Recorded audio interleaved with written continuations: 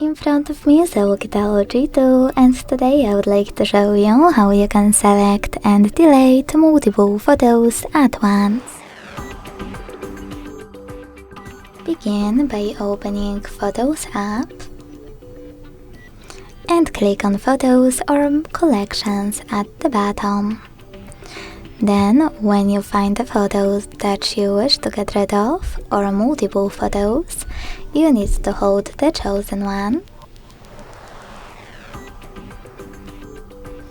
And to select multiple right away, use those type of icons at the top right corners. To keep some of them, click on the chosen ones, and to delete the rest, use bin icon at the top of collections or at the bottom of photos. Then hit move to bin and wait. Thanks so much for watching. If you enjoyed this video, don't forget to leave a like, comment and subscribe. Bye!